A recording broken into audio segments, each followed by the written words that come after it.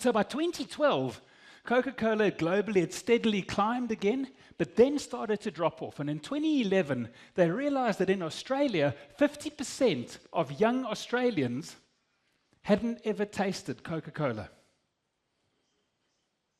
You see, because we make decisions not just based on the feeling, the emotion, the good times, the refreshing aftertaste of Coca-Cola. We are also influenced by research. And by the mid-80s and early 90s, what had happened globally to the world's health is obesity was becoming a problem. We were putting on weight, and who shouldered the blame for that? Sugar. And in one of these cans of Coca-Cola Original, there are 28 teaspoons of sugar. So you guys work out. This is not good stuff. Then people started saying, yeah, but you can use this to clean your toilet. You can use this to take the rust off old tools. So what's the message now? To the youth of today who are health conscious, this is not a great drink, no matter how good it seems to feel when you drink it. So by 2012, half of Australians had never tasted Coca-Cola. And the Southeast Asia Coca-Cola division went and sat down and said, how do we change this? And they said that Coca-Cola is not about drinking it on your own. Why don't you share a Coke? And who would you like to share a Coke with? And in Australia, they went and they found the 150 most popular names, which made up about 50% of the population. So it tells us that Australians are not very creative. And they said to people, and they printed these 150 names on Coca-Cola labels. They replaced the word Coke with the name.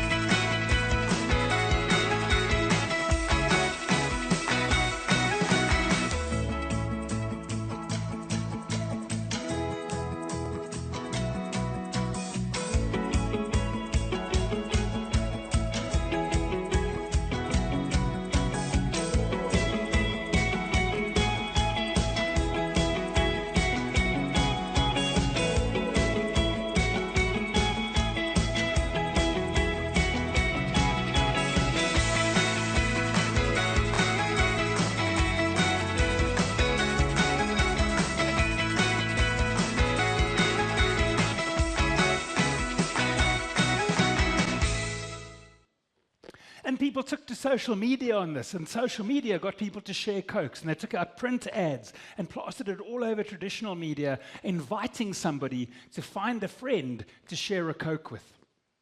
And if your name didn't appear in the first 150, they then launched another 150 names, and the campaign, which started in Australia, went global.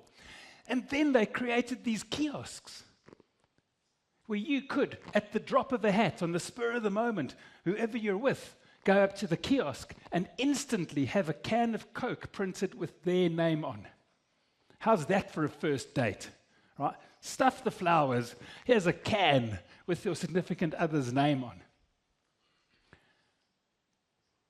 What were the results of this campaign?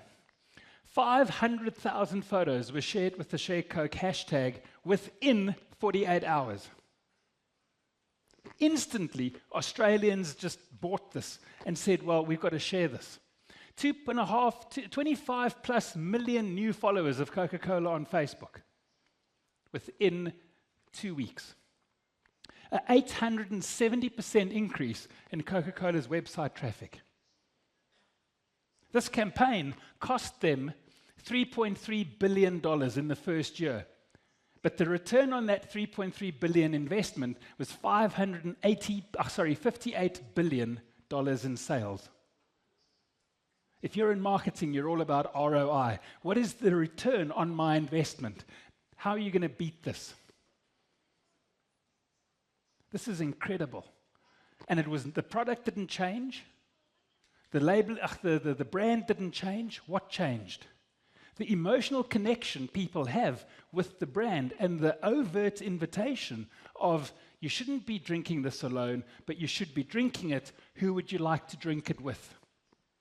And if you're not a Coca-Cola fan and your friend takes the trouble, makes the effort to go to a store, find a can or a bottle with your name on it, brings it to you in this very fun, symbolic way of saying, would you share this with me? That effort buys what? Loyalty and friendship.